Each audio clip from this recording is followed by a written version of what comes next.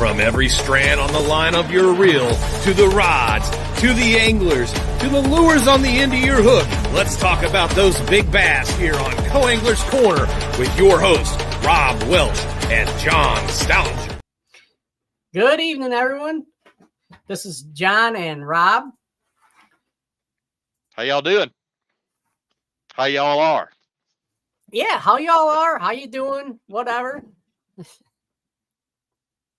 Well, I hope everybody's doing well. The weekend went by way too quick, so we're here on a Monday night.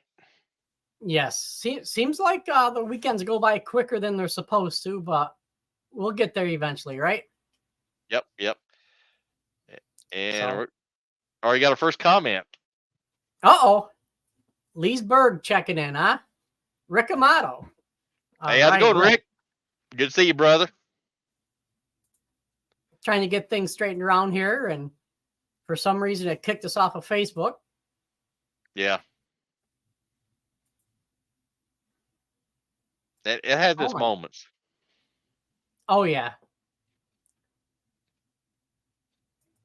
Oh.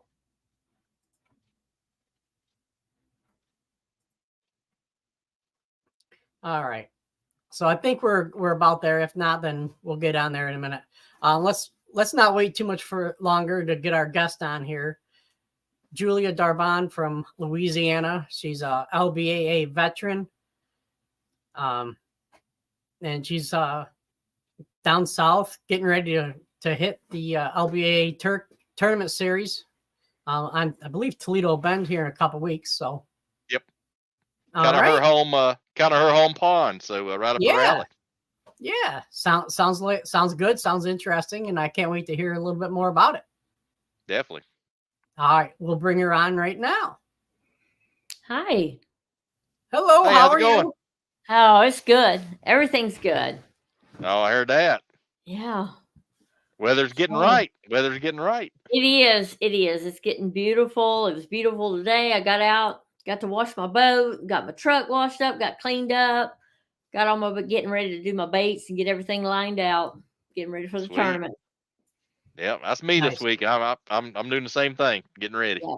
Got some rods I got to restring. My cat's under my thing. If y'all wonder what I'm, he's biting me on the It's foot. all right. Yeah, he thinks it's bedtime. He's spoiled. Yep. Well, animals are supposed to be spoiled. Oh yes, he is. He's my big baby. Yeah. So we were talking a little bit earlier that you got a new boat. I did. I got a Skeeter FXR 20. Awesome. I love it. Got it, and actually right down the road from where I work at Holloway Outdoor and Marine. Some good people. They really did me a good deal. Love the boat. I'm getting it lined out. I finally got all my graphs installed and my 360. Actually got me a YOLO, the new nav light they have that changes colors. Oh, it's awesome. Yeah. Cool. Yes, nice. So I've got it looking good. Now I just got to get some fish in it. No, you'll get them. You'll get them. And Barking Gruber is a friend of the show, says he loves the Skeeters. Oh, yeah. I was worried. I had a Ranger before that. So the Ranger, I was worried, because the Ranger could handle some water and everything. And that was my main thing, is the safety of the water and handling it. And so I went and looked at some Rangers, and something just told me no. And then this one, just an ad came across, and I seen this, and I'm like, ooh, that's a pretty boat. So I went to work. Next morning I got up, I'm like, let me just go down there and look at this boat. So I went down and looked at it, and I mean, immediately that was it. And then when I took it on the water, and I actually got it broke in, and I was able to get on Rayburn and hit some pretty good chops, I was like, oh yeah, this is a good boat. Yeah. Oh yeah, that FXR handle it. I fished with a Clay Dyer one time on Cherokee Lake, and there was a tropical storm. Remember, tropical storm come through, and man, that FXR cut right through it. Awesome boat. Oh, it's amazing. I love it. Yep. And it sparkles. It looks like when the sun yeah. comes out, it looks like it has diamonds on it. It's just like it's a girl's friend. Oh yeah. Got a Nice. little bling bling. I got bling bling going on now. Got my lights going on. All I got to get me some music on it, and I'm good to go. Yeah, there you go. Can't beat that. No. So, if you don't mind talking a little bit about yourself, how did you get started into fishing? Well, actually, growing up, I grew up in the country, and I went fishing as a kid, but, basically it was like with your bobber and perch and catfish with mom. And so fishing a little like that, not too much as I got into my teenage years and things like that. But my husband now, our second date, we went kayaking in the nearby creek. All right. Yep. And I had a Zepco 33. And I started catching little spotted bass in the creek. And then I was like, well, we ended up buying a boat, and we ended up at a lake, and I started catching, some few small ones. So then I'm like, it was a tracker we had. So I'm like, take me to Toledo Bend. I've never been to Toledo Bend. Let me go to Toledo Bend. So he took me to Toledo Bend. Yep. So we get to Toledo Bend, and we were fishing out around the south part around Louisiana Islands, and we were on the other side of the island, and we're fishing, and I'm learning how to use what did I have? A Texas rig. And so I was learning how to use a Texas rig. And so he's like, well, I think we need to go. And I'm like, why? I don't see anything. Why are we leaving? And he's like, we really need to go. He said, this weather's going to get bad. And I'm like, I don't see anything. Well, when we went around the island, that was a whole different story. And so we're in this tracker, and he's driving, and I don't even understand the concept of getting on top of the waves and stuff. All I know is he was going fast, and that water was rough, and I was fixing to drown in Toledo. So finally I went, he's going, and I'm holding on, and I'm like, oh, good Lord, I'm going to die. And so finally I said, I thought you said you was going to let me drive. And so he stopped. He said, you want to drive? I said, yeah, let me drive. Because I thought I could drive slower and I wouldn't be scared. Well, I get in there and I start. And then the next thing I was like, you drive. So I shut it down. And I just basically just put my head down and I said, I'm going to drown on Toledo. I am going to drown. We got it back. And then I gradually started driving and building up my confidence and stuff. And I've always been competitive. I played ball in school and stuff. So finally I was like, I started catching good fish and big fish. And then I started watching the tournaments and things like that. And I'm like, I want to fish a tournament. I want to fish a tournament. So first tournament came around was the WBT. And I said, I found me a tournament. I'm going to go fish it. So I went in the tracker.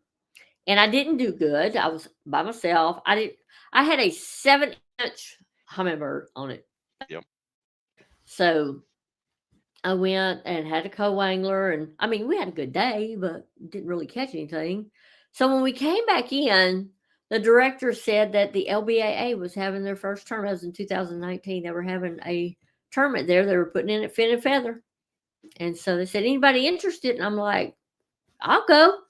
So I went, and I went out that Monday. I looked around, found some fish, about 20 foot, what I thought was fish. I was still learning. So I go back to work. Well, when it's time for the tournament, I get off. So that's basically all the pre-fishing I had. So it was thundering. It was lightning. We had a hold up. And so I got my co-angler, little girl from Missouri. So we take off, and I go back to this spot, and I had spot lock.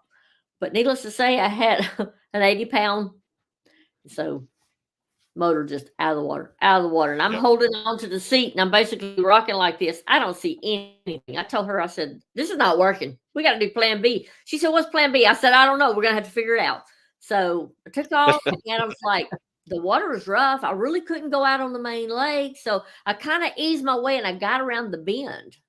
Well, when I got around the bend, it was calmer because everything was coming from the other side. Got around, grass was up. I could see it. Tall grass. I was like 7 foot of water, but I could see all that grass underneath there. So I put a weightless Cinco on, started grass. Well, I went to catching. It's like, oh, this is good. So I came in that day, I think I had 9 pounds and something, 2-day tournament. Next day I went out, same thing, bad weather. Had another girl from Kentucky, West Virginia with me. And so we take off, and I told her, I said, we're not even going out there. I said, I'm going to go back and I'm going to see what's there. Well, overnight, the big one in. So I did that same thing. I worked that Cinco across that grass, and they were like killing it. And finally talked her into using Cincos, and she started catching. Cool. And so we fished that day. I had my limit. She had 2 in the box. So I told her, I said, it's like getting close to time to go back. I said, we'll work our way back around, and we'll see if you can't get your limit. So we came around. There was another little cove. So we dropped in that little cove. I was starving. I was eating some crackers on the front. I was just and so she caught her other one. We fished to the back, and I'm telling you, it looked like chocolate milk back there. That wind was coming in on it was a little tiny cove. And I cast over by a lay down. And when I did, all I felt was whoop, and it started moving. I set the hook, and I was like, oh, I got my kicker, get the net. And that one was close to 6 pounds. So that day I brought in, it was 19 something. So that put me into first place. I had biggest bass, and she also came in first place on the co-angler side. So that was a good tournament. And after that, I was hooked. That was it. That's all I live and breathe now is tournament fishing. I told my husband, I said, you probably get tired of me talking about fishing all the time, because he'll come in. What are you doing? I'm watching podcasts. I'm watching podcasts, or I'm watching fishing, or I'm talking about fishing. There you go. But he fishes too, but he doesn't tournament fish. He doesn't care about tournament fishing. Gotcha. Martha Clark says, good with it. Yeah, Martha Clark says, go Julia. Finger red number 1. I worked with Martha. Yep. Oh, okay. Miss her. Retired. She's living the good life now. Oh, definitely. And Congrats. Andrew Pulliam says, hello, guys. Hi. Hello there. Bobby Young. Hello, guys. So, was that the first ever LBAA tournament you fished? Yes. First one. So you won the very first tournament LBAA wise that you've ever fished. Yes. Wow. Yes. And it was on Toledo. It was on, actually, like I said, they put in on the Texas side. So it was pretty unfamiliar area for me. You don't travel very far on Toledo with a tracker. You can, but you might not make it back. It can turn on you here real quick. I get that same thing up here in New York. The weather, one minute it's 90 and sunny, next minute it's 75 pouring, 30-mile-an-hour winds. Yeah. So I can handle the rain. I mean, a little bit of rain's fine with me, but when that wind kicks up, that's something else. Yeah. And tons of standing timber. I remember that. I've been out there a couple times. I'm here all the standing timber. Yes, and with Toledo, we have our Louisiana and Texas boat lanes, and then we have a single lane that will cross over. Well, the problem is you have all this standing timber. Unless you're in the boat lane, there's timber everywhere. So you can't, like on Rayburn, which is big and vast. Now they do have their areas where they have timber, but the main portion of it by the dam is all open water. So you can ride swells and and make your way back to where we usually launch. You can't ride swells on Toledo. There's no room. And it's either you are going to get spear waves and stuff, but best thing to do if you're not in a tournament is not get on Toledo. It has sank many boats. Oh yeah, I've heard. Yep. Hannah Giles says, "Hi, Aunt Julia." Oh, hi, Hannah. So you said you got your fish on a Senko in that first tournament. Is that what made that one of your favorite techniques to use, or is it something you've always liked to use? I just fell in love with the Senko. I have caught all my big fish on the Senko. That and a 3/0 extra wide gap hook. Yep. And I've had people say, "Oh my God, that's a little bitty hook. You can't hold a fish." Well, my biggest one was right at 10 pounds. Wow. So, yeah.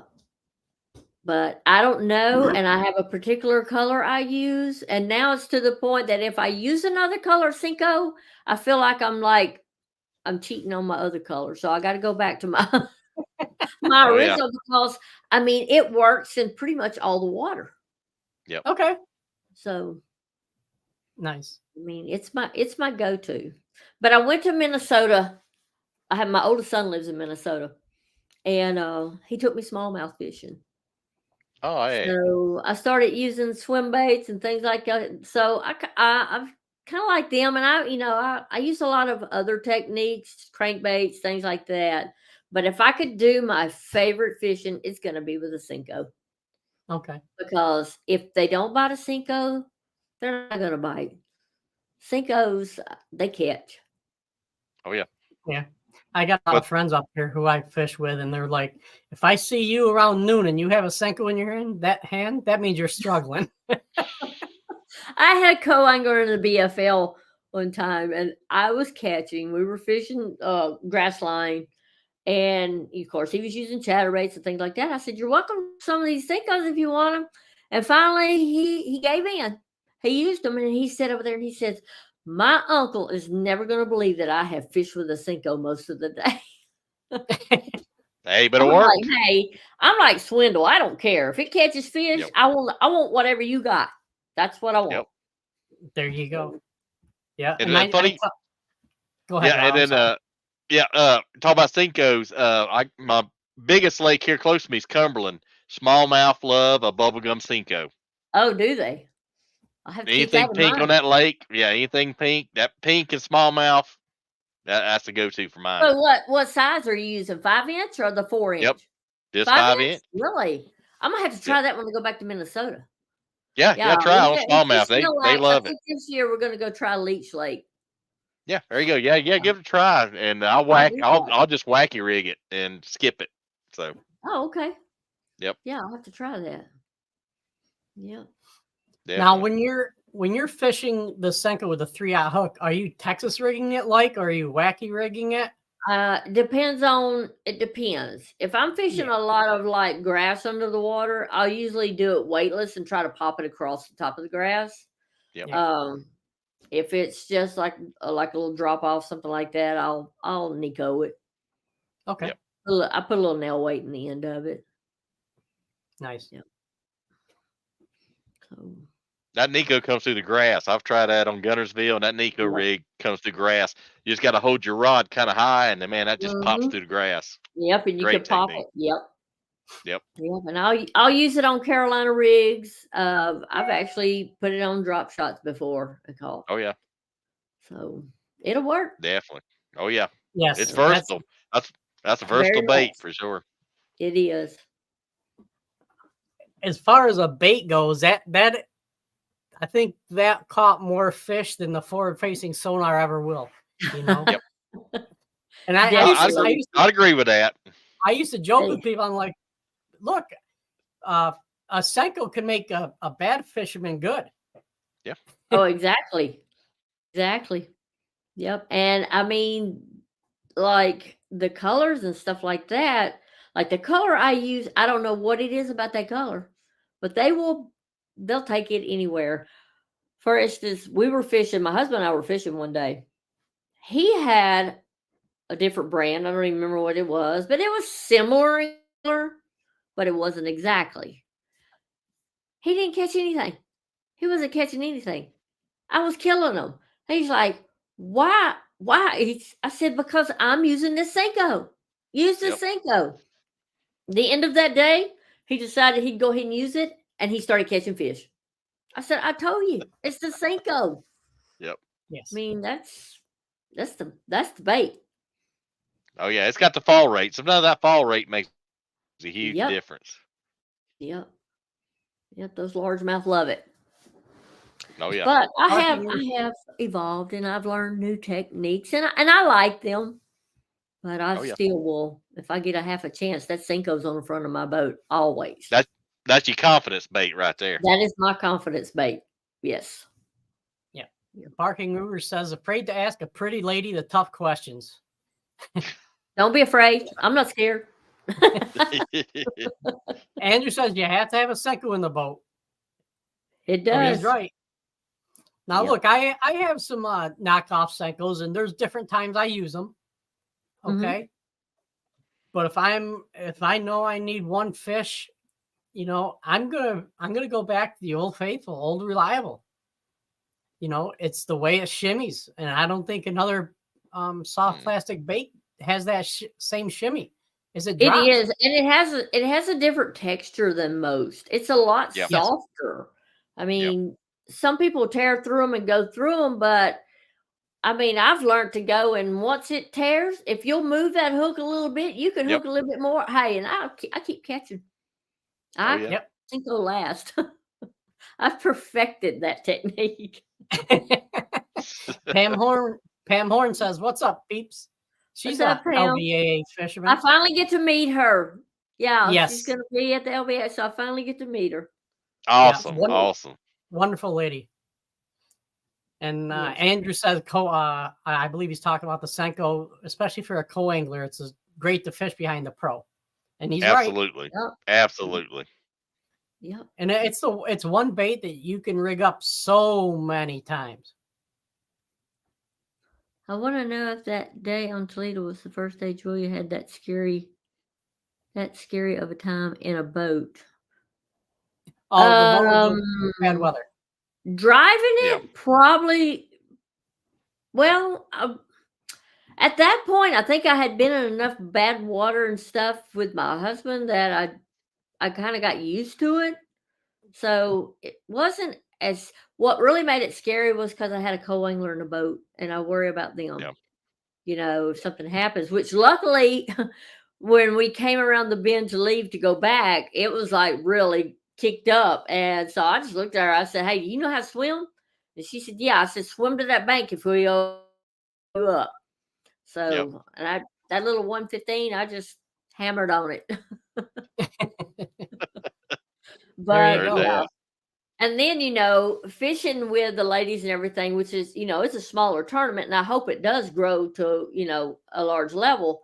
But when I switched over and started fishing the BFL, I did that a lot for my learning experience as a boater. It has much improved my driving skills, because at the time that I started, I had a Ranger R91 and it had a 200 on it. And when I launched with 230 boats with these big 250s, and they left me in the water, I'm like, this is not going to work. I got to have a bigger boat. So I did. I changed, got another Ranger. I got a Z520 with a 250 on it. So I was able to keep up. I could keep up with them. Yeah. But it did help me as far as driving skill. Now I've got this new Skeeter, and this has been a whole new learning curve, because it has so many buttons I have to remember to turn on before I can do anything. It's like a power button back here. Of course, I installed a 360, so I had to put my little power button to turn it on and off for the little sensors on it. So I'll get going. I was like, I forgot to turn the power on this, because I also put a Powerhouse lithium for my graphs. So I have it separate. I have everything run separate to that lithium. So I have to turn the switch. I put a Perco switch for that. So it's just getting in there, and I feel like I'm getting ready to take off for a flight. I have so many buttons and stuff now that I have to remember to push. So you're gonna have to get that pre-flight checklist. Yes, and that's what I do, because a lot of co's want to help, and I'm like, no, don't, because I get this checklist in my mind and I go through it as I'm doing things. Same order. And like my husband, if he goes fishing with me, he'll start I'm like, don't do that, I said, you're messing up my sequence here. It's like when I go back by myself, it's like I told him, it's like I have to do this, because if I'm on the water, I have to be able to take care of myself and that boat and get back. I said, you're at work. What are you going to do? You can't leave work to come get me off the water. I have to be self-sufficient on that boat. So I've done a lot of studying. I read, I watch YouTube. I actually went and took, before I got my new boat, I went and got a first year tech certification from Yamaha, so that I could service my boat and things like that. But I learned how to install my graphs. So I'm kind of frugal with my money. I don't like to and my dad always taught me, he said, if anybody else can do it, you can do it too. Yep. So I installed all my graphs and everything is good. Awesome. Pam Horn says she finally gets to meet you as well. Yes, I'm excited. Yes, I haven't seen a lot of those ladies. I sank my first boat with my grandpa. You never forget your fist. I think you said meant first. I think you meant first. I think it meant first. No. Luckily that hasn't happened. Yeah. I've had some, I don't know if you call it close calls, but I did have, like, when I fished Palestine Lake, I was fishing WBT, and the second day of the tournament, the wind was going to kick up about 20 miles, an hour on Palestine. Well, I decided where I was fishing was a good area, but I thought maybe if I run north and get a little shallower, maybe I'll get on some good fish up there, because that was supposed to be one of the better areas. Well, it was also a stump field. Ooh. So I am easing through here. We got my trolling motor down. You can't really run, so I'm easing through, and ended up hitting a stump with my trolling motor, and I heard it crack. Ooh. And then I decided, this ain't working. I got to go back to where I was. So I pulled the trolling motor up, cranked up the big motor, had it trimmed up. So I am idling through these stumps, trying to maneuver through it to get to where I could go. And it was a good piece. And that wind is it's just kicking. And my motor, I guess my propeller hit one of those stumps just right. And that motor came up. It literally came out of the water. And luckily I was idling. Yeah. And so I'm like, that could have been a disaster. I thought at first maybe I broke that, but I didn't even think about the motor coming in the boat with me. Yeah. So as time went on, a while back, I seen some videos about the leash. Yeah. Yeah. So, and I got to reading on it, and apparently there's a man, I don't know who it is, but there's a man here on Toledo Bend that actually had his arm, I think, taken off because of that. And so I had a leash put on my motor. So that was pretty scary. So yeah, very very good insurance. There's a young guy in Nashville. I think he had his arm cut, or had his shoulder cut. He had one. Dangerous. Yeah, they had a since then I've seen I think it was a high school team, and the father was the coach. I think they were on Pickwick, maybe. And they went to an area, so they started to run. They actually had to head back. And the dad thought he was in the boat lane, but apparently he was off of it, and it hit. And luckily he had a leash on it. Yeah, it tore the motor up and everything, but luckily, they were okay. It kept it out of the boat. Yeah, that's good insurance. Oh, very much so. I would advise anybody. Gotta love those sketchy areas. Trim tabs down, jack plate all the way up until you lose water pressure and hammer down. I don't know. Especially this new one. I don't even think I want to take her in the stumps. I'm scared she might get I'll blame you. I'm scared she might get a scratch. I'll blame you. And Rick says it's on his Ranger and it's worth every penny. I would advise anyone to get that. Yep. Absolutely. Now, Rick, you come up to New York, you don't have to worry about it. Oh, no stumps? No, not really. What do you have, rocks? A little bit. A little bit? Yeah, you just have to worry about 6 to 10 footers most of the time, so that's okay. Well, and Die Hard Angler says good evening. Good evening. That's my buddy. That's my buddy Jared. Hey, Jared, how's it going, buddy? Oh, so you fish a lot around the stumps, huh? Yeah. Okay, so it's mostly there's a lot of wood down.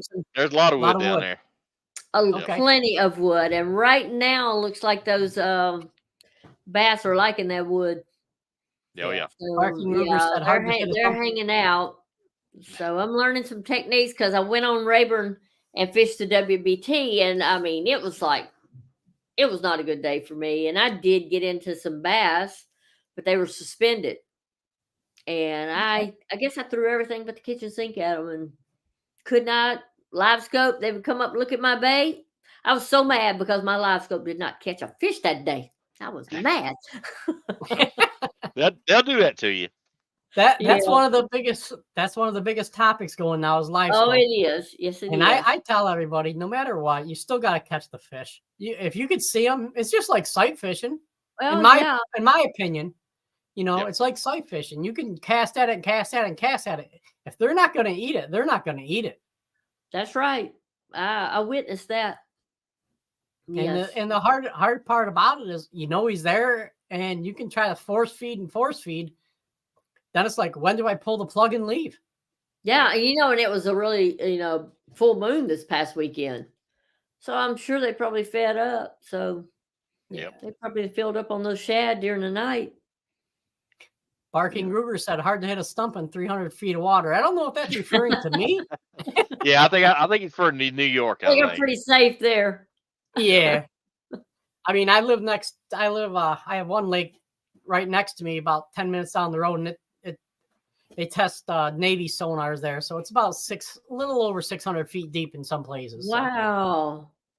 Yeah. Crystal clear water? Yes. You could see down about 15, 20 feet. Wow. I remember the first time I went with LBAA, we went to Hartwell. Yep. Okay. And I can remember launching, going after pre-fishing. When I launched out there, I got out there and I looked and I'm like, I don't know what to do with this. This crystal clear water. You could see all the way down. It's like I felt like I was in the Gulf. And I was like, I don't even know how to fish this. I don't even know where to start. So I ended up heading and finding some creek channels and getting up in the backs of the creeks where I could get some more water that was more like what I was used to. A little color in the water. Oh yeah, definitely. I needed some color. Yeah, that was swimming water to me. Which I could do that too. It was hot in the summer, so I took advantage of it for that. I remember the first time I fished deeper water, clear water, and my buddy's like, "How deep do you think we are?" I said, "I don't know," because you could see the rocks and everything down below. And I stuck my flipping stick in there, 7.5. And it didn't even come close to the bottom. He's like, okay, so maybe my graph is right at 15 feet. Yeah, the perception is very off with that water. Yeah, Diehard Angler says, good luck in your next tournament. Oh, thank you. Thank you. I can't wait to get back on Toledo. I'm excited. It's been so long. I'm ready to go check out some areas and get a plan started. But if I can knock these 3 nights out at work, it's on. I'm ready. You go. I'm doing my homework. That's pretty lake. Oh, yes, it is. Yeah. Travis is doing a good job. I heard job. The grass is coming back. Oh, yeah. Shh, don't tell nobody. Don't tell nobody that. Yep. They'll be out with the sprayers trying to kill our hydrilla again. Yep. But yeah, I haven't got in it yet, but I hear it is. So it's one of my favorite things to fish too. Oh yeah. Diehard Anglers wants to know how long I actually started fishing, and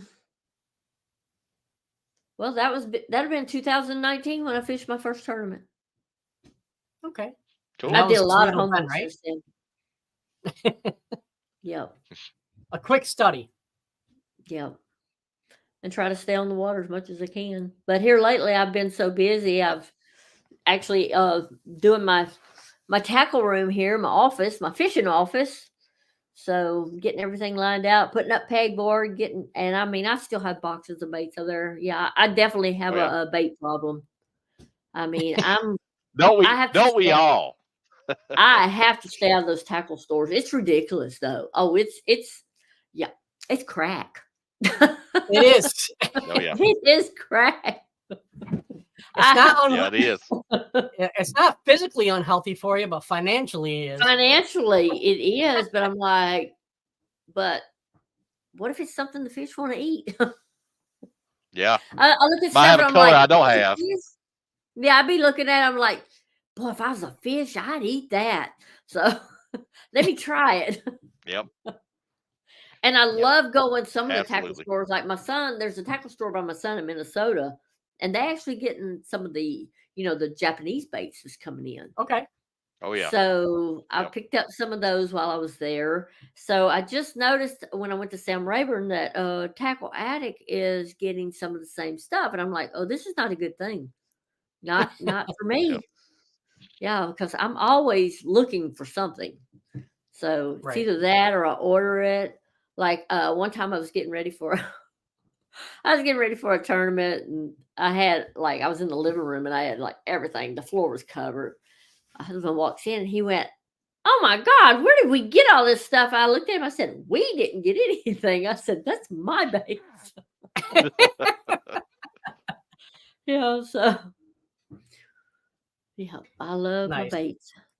And Diehard Angler says, "Don't we all have enough or too many?" Oh yeah, yeah. You never have enough. There's never enough. They keep coming out with just new things, new techniques. It's like your graphs. You got to stay up on top of it, or if not, you're losing. Yeah, it's your profession, and if whether you're a mechanic, a surgeon, or whatever, if you don't stay up to date, then newest tools, newest technology. Yeah, exactly. Yeah, we were talking about baits, and I think it was last weekend or the weekend before. I was organizing some of my tackle, and I have over 120 crankbaits. They'll take long. And the funny thing about that is, here, but that's as far as I've got. The rest is over there in containers. If I make 30 casts with a crankbait a year, that's a good year. Yeah. Yeah. Treble hooks are my phobia. I'll fish with them, but boy, I hate to drag them out because I sure don't want to pull one out. That's what I tell the co-anglers who get on the boat and say, "What kind of rules you have?" I'll go through the basic stuff, pick your trash and stuff like that. And I'll go, and the last one and the most serious one is, do not get a hook in me because you're going to swim back to the ramp. Oh, yeah. And Diehard Anglers wants to know what your favorite bait is. I think the first 5 or 10 minutes we discussed that. Cinco. Yeah. I like Cinco. And then I guess swim bait. One of the things I want to work on is the glide baits. Yeah. So I want to work on those. I actually picked me up a clutch. So those are awesome. I'm going to start working on that as soon as the time gets right. We're actually got the clutch guys coming on. What, a couple weeks, John? Oh, really? Yes. Yep. Oh, great. We had an episode with Peyton Stumpf from last Wednesday, I believe it was. Yep. And he does painting for some glide bait painting for some of these bigger companies, and he did a really good job of breakdown on stuff. His whole setups. Wow. On that. Yeah, it was great painter too. Great painter. I was watching the pro. What's his name? The one that made the Fritz side. Is it David Fritz? Yep. I was watching a podcast with him, and he was talking about when he started making the crankbaits for Berkeley. Yep. And he said the first crankbait that he ever made, he drilled into one, and he actually used the slug out of a 22 for the weight. Yep. And did that and a rattle, and that's where he started making his crankbaits. So I thought that's pretty interesting. Yeah, he's the mad scientist of crankbaits. He's good. Yeah. It was an interesting podcast. Yeah, actually, that podcast is in June. We're booked out. We're booked out pretty far. Oh wow. Yeah. Where I got my boat, they also have a really nice tackle shop. So they get the clutch, they get all these things in there. It's like I have to do everything I can to not stop in there on my way home from work because I have to pass right by it, and I'm like, oh boy, I want to go in there, but I got to stay away. Yeah, I got the same problem. My favorite tackle store is 2 blocks from my work, and if I turn left, I go by it, and I'm like, It's like, how do you go in to get 1 or 2 baits and you come out with $300 worth of stuff and a rod? Every time. It's like going to buy groceries when you're hungry. Exactly. Not good. Not good. No. I mean, no, it's not, because you get so much stuff that, like, you don't even know where to start to fish. Yep. Exactly. It's tough. Mm. And I guess my worst technique, well, yeah, I'm gonna say my worst because I hate them literally. Frogs, Yep. hate frogs, hate them. But I I John, don't, second that. John can relate. John can relate. I don't deal with them enough. I mean, and I need to get over that, and I really need to get out. I've heard all kind of little, techniques you could use not to like pull it too fast. So Yep. I don't know. I need to work on that, and I need to work on my jig. Yep. Jig Yeah. fishing, because jig fishing is really big down here. So Oh Yep. yeah. Scott Harwood says, "Love your tackle room." loving your towel. Thanks, Scott. Scott was my co-angler Oh, Okay. okay. this past Gotcha. weekend. Yeah, Sweet. WBT. Yeah. Nice. So we try to ask everybody a couple questions. What is your favorite lake that you love to fish? I could tell you that real easy. Caney Lake above Caney- Jonesboro here in Louisiana. I don't know Yep. if y'all watched the MLF when they fished there, Yep. the hard hitters. They fished Oh that, yeah. bless the break. But that's where I lost my personal best. Okay. And so that lake has got some big fish in it. It is a very small lake. I pre-fished it in one day. It is, Wow. I think it's like, I could be wrong, like 5,500 acres. I mean, you can launch on one end and basically see the dam on the other end. It's Okay. small, but it is so full of hydrilla and just good water that those bass have just flourished in there. But I Yep. was pre-fishing for a WBT, pre-fishing, and I had actually another boater in with me. And so we fished down one line and caught a few little dinks and stuff. But when we got on the other side, that's where the better fish were. So I came up on this boat dock, and they had put the like the hog wiring around the bottom of their Yep. dock. They Yep. do that because of crappie fishing, and they usually put their stuff in the middle of it. So I'm like, I seen that wire, and I told her, I said, I must need to fish that dock. So I eased my boat around the other side of it, and their walkway from their dock was open. They didn't have the wire up, and on the other side they had one of those framed out haha Julia just so Caney for life. So they had made this little, I guess they put their bait fish or whatever, and it was on Yep. on the other side of the dock. So I was fishing with a Senko, and I cast and I hit right on the post, and it fell right at that post.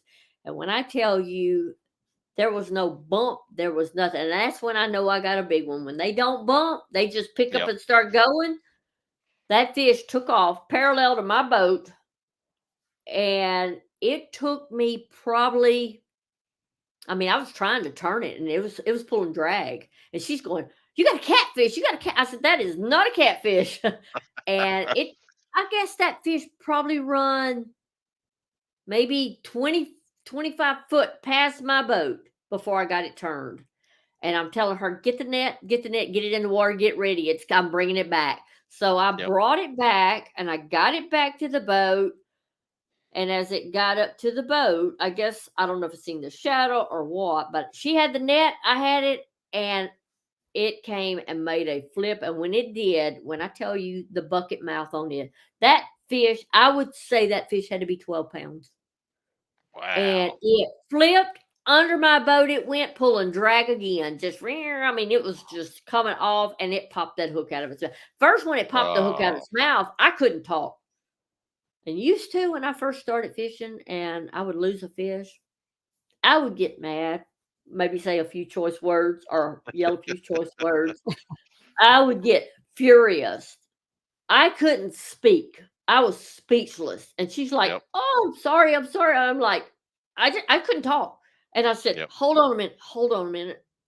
And then I said, there ain't no way that fish broke that 20-pound fluoro.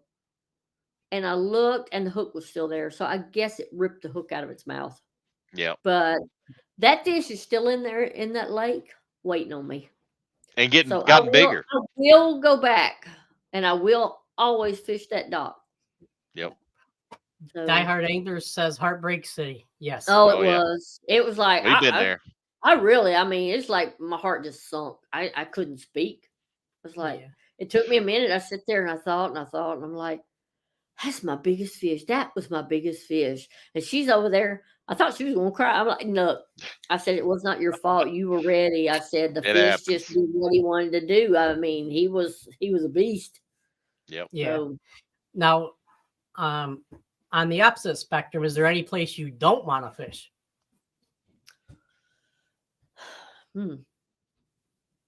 Or a lake that you don't care to go back to? There's a little, well, I don't want to say that because I have friends up there and they fish that lake, and I don't want to hurt nobody's feelings, but I don't like that little lake. But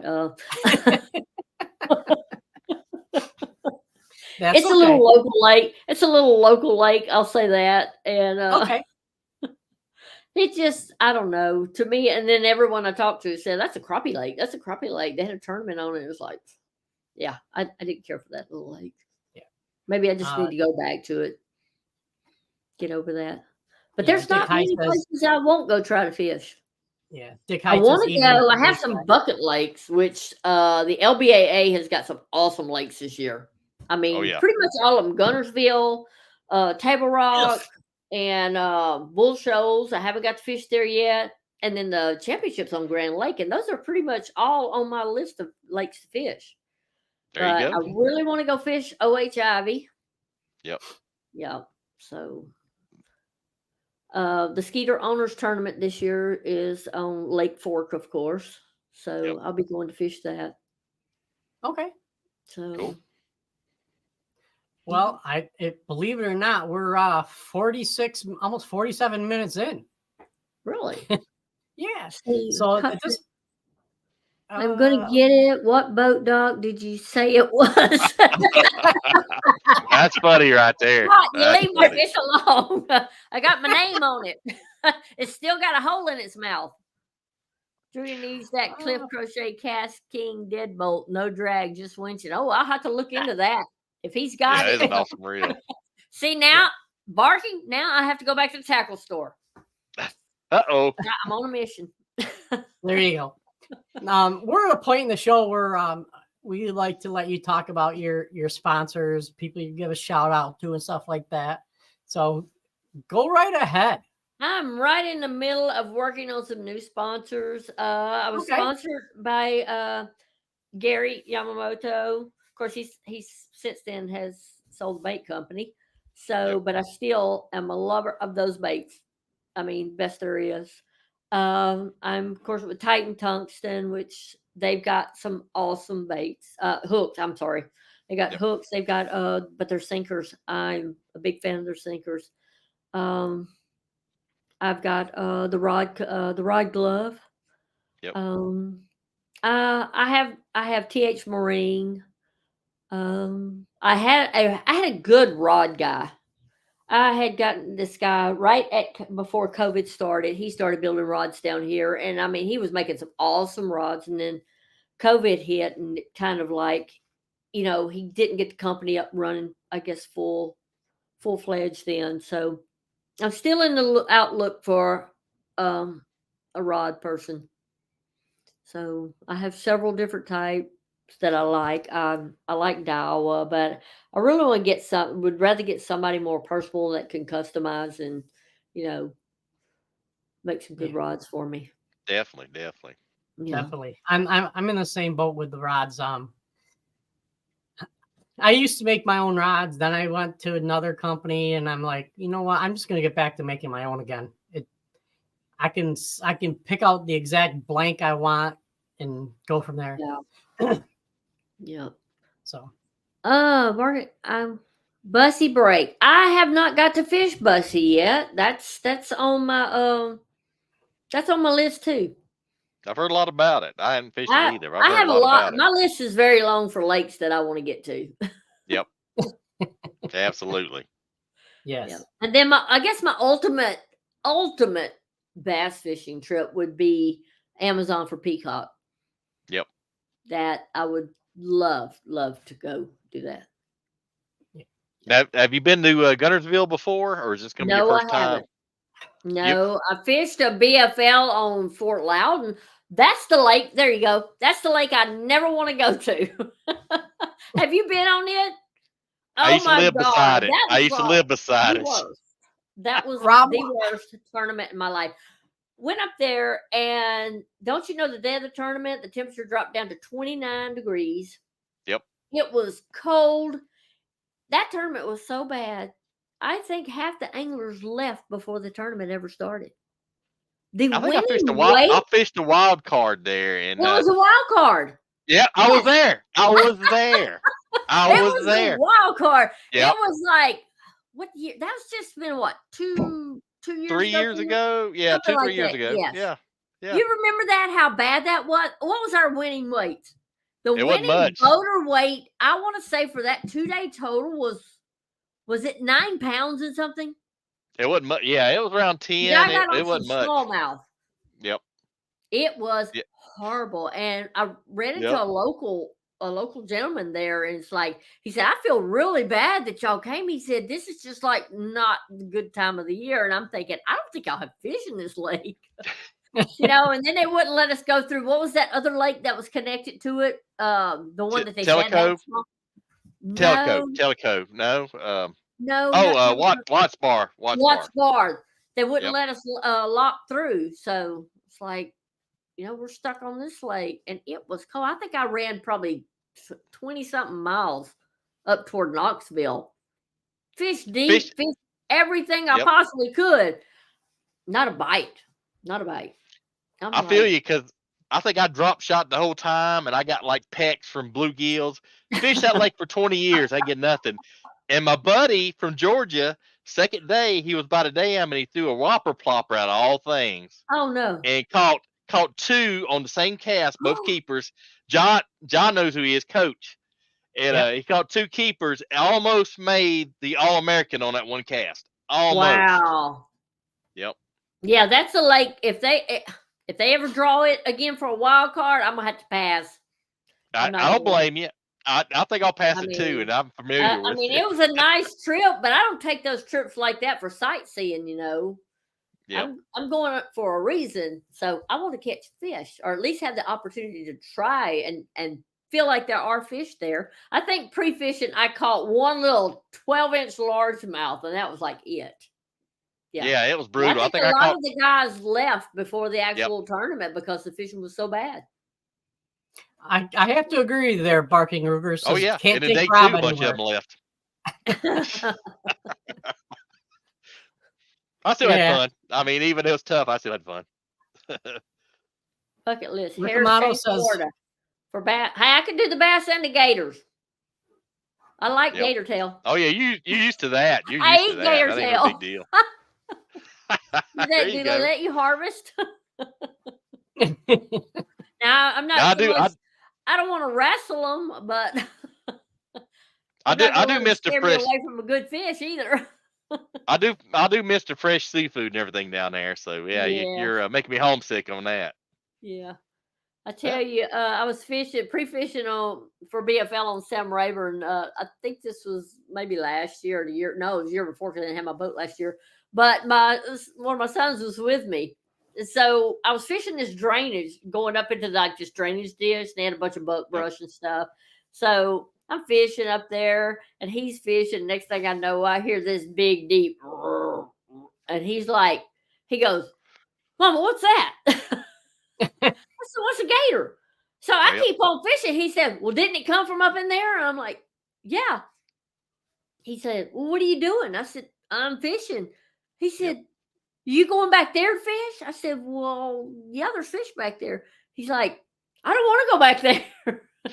I said, "Are you telling me you're scared of that gator?" He said, "Did you hear how big that thing sounded?" He said, "Yes."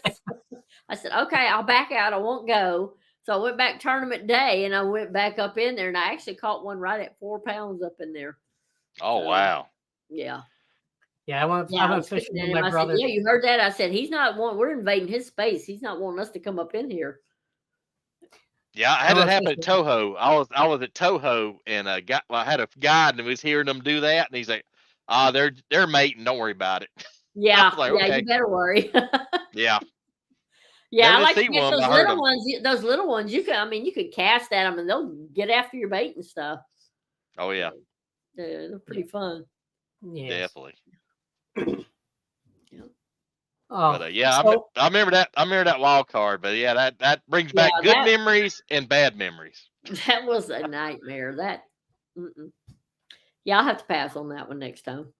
Okay. Yep. I'll probably agree with you there. Yeah. all right. Well, Luckily, Julia, go ahead, Rob.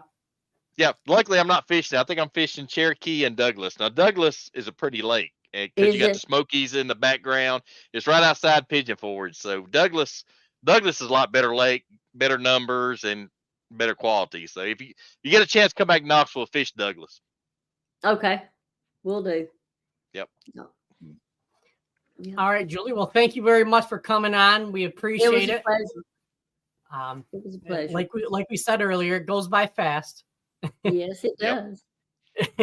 But hey, good luck on Toledo Bend in a couple weeks and for the whole season, and be safe and enjoy that new boat. Thank you. Oh, I plan on it. Thank you. All right, you guys. Y'all have a good evening. All right, you take care. You. All right. Bye-bye. All right, thanks. Bye-bye. Woo. That's funny. She was at the same wild card as me and Coach. That's funny. Yeah, that is. Oh. All right, buddy. Well, hey, you have yourself a good night. I can't remember who we got going on tomorrow. Luke Schrader, Mr. Sidepot himself. That's tomorrow? Yep, that's tomorrow. All right, Mr. Sidepot. Maybe. And also as a co-angler, he won a boat at Dale Hollow at the Super Tournament last year. Okay.